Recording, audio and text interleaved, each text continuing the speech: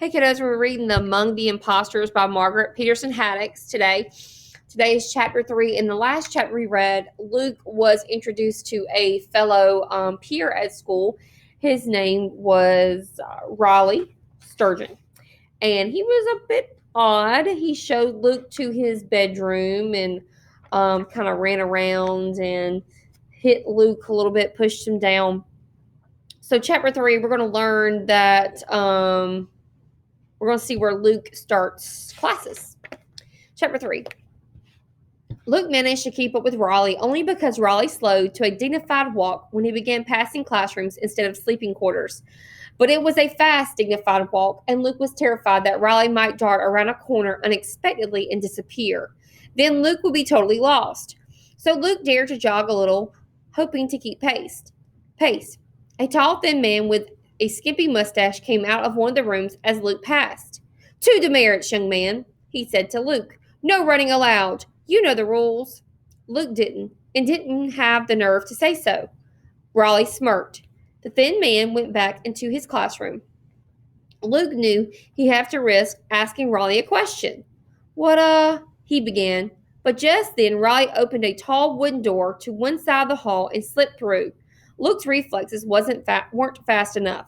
The door shut behind Raleigh, and then Luke had to fumble with the knob. It was ornate and gold and had to be turned further to the right than all the doorknobs at home. For the second time in less than an hour, Luke was overcome with an almost unbearable wave of homesickness. "Stupid," Luke chided himself. "How can you be homesick for doorknobs?" Blinking quickly, he shoved on the door and it gave way. Blindly, he stepped in. He was at the back of a huge classroom. Boys sat in row upon row upon row, dozens of them. It seemed to Luke all the way to the front of the room. There the tall, thin man who'd just given Luke demerits was writing on the wall. Or was it the same man? Luke squinted, confused. Oh, there was a door at the front of the room, too. That was a door the man had used. But had Luke and Raleigh really walked so far between the doors? Suddenly, Luke wasn't sure of anything. Luke scanned the row of boys in front of him, looking for Raleigh. He was supposed to stay close to Raleigh, so that's what he'd do. But now he couldn't even remember if Raleigh had brown hair or black, short or long, curly or straight. He really never looked that closely at Raleigh, just followed him and gotten beat up by him. Any of the heads in front of him might belong to Raleigh. The man at the front of the class turned around. And the Greeks were... "Sit down," he interrupted himself impatiently. He was looking at Luke. "Me?" Luke squeaked. "Where should I sit?" His voice wasn't much more than a whisper. There was no way the man could have heard him all the way at the front of the room. Probably the boy sitting a foot away hadn't even heard him. But suddenly, every boy in the room turned around and stared at Luke.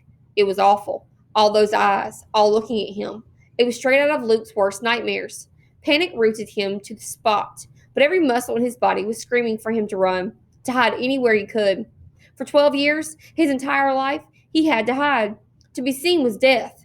"Don't!" he wanted to scream. "Don't look at me! Don't report me, please!" But the muscles that controlled his mouth were as frozen as the rest of him. The tiny part of his mind that wasn't flooded with panic knew that was good. Now that he had a fake ID, the last thing he should do was act like a boy who's had to hide. But to act normal, he needed to move, to obey the man at the front and sit down. And he couldn't make his body do that either. Then someone kicked him. Ow! Luke crumbled. Rough hands jerked him backwards. Miraculously, he landed on the corner of a chair, barely regained his balance, and managed not to fall completely. He slid to his right and was solidly in his seat. "Thank you," the man at the front said, with an exaggerated, mocking gratitude. "See me after class." As I was saying before I was so rudely interrupted, the Greeks were quite technologically advanced for their time. Then Luke could no longer hear the man's words over the buzzing in his ears. His heart kept thumping hard, as if it at least still thought Luke would be wise to run. But Luke resolutely gripped the edge of the chair. He was acting normal now, wasn't he? The boys who had been staring at him slowly began turning back to face the teacher again. Luke wiped sweat from his forehead and looked around for whoever had kicked and pulled and shoved him. Had they been trying to help him? Luke desperately wanted to believe that.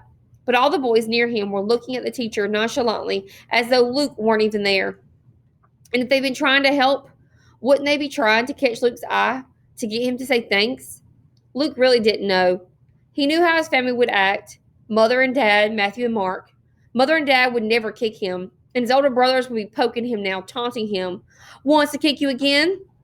The only other people Luke had ever met before today were Jen's dad, who was practically as big a mystery as the boys sitting beside him now, and Jen. And Jen would. Luke couldn't bear to think about Jen. A bell rang suddenly, and it was such an alarming sound that Luke's heart set to pounding again. Remember, chapter 12. The teacher called as well as all the boys scrambled up. Luke meant to go see the teacher, as he'd been instructed. This had to be the end of the class. But the tide of boys swept him out the back door of the classroom before he quite knew what was happening.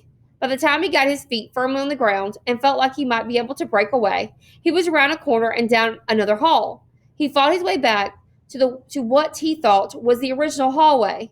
But then he couldn't figure out which way to turn. He looked all around, frantically searching for either the teacher or Riley, as nasty as he had been, but Riley was at least sort of familiar. But all the faces that flowed past him were strangers.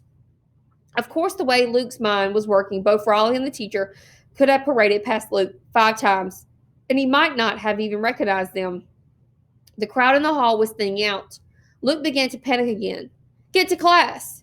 An older boy standing nearby ordered him. Where? Luke said. Where's my class? The boy didn't hear him. Luke thought about asking again, louder, but the boy seemed to be some sort of guard, someone in charge, like a policeman, like the population police. Luke put his hand over his mouth and veered away down another hall. Another bell rang, and boys started running, desperate to get to their classrooms. Hopelessly, Luke followed a group of 3 or 4 through a doorway into another classroom. At least he thought it was another classroom. For all he knew, he might have circled around and gone into the same one all over again. Maybe that was good. Maybe after class this time, he could make it up to walk to the teacher. It was a short, fat man who stood up to talk this time. As confused and panicky as Luke felt, even he could tell it wasn't the same teacher. Luke hastily sat down, terrified of drawing attention to himself again. He resolved to listen carefully this time, to pay attention and learn. He owed it to everyone. My mother and Dad, to Jen's father, even to Jen herself. It was 10 minutes before he realized the man in front of him was speaking some other language, one Luke had never heard before and didn't have a prayer of understanding. Chapter 3.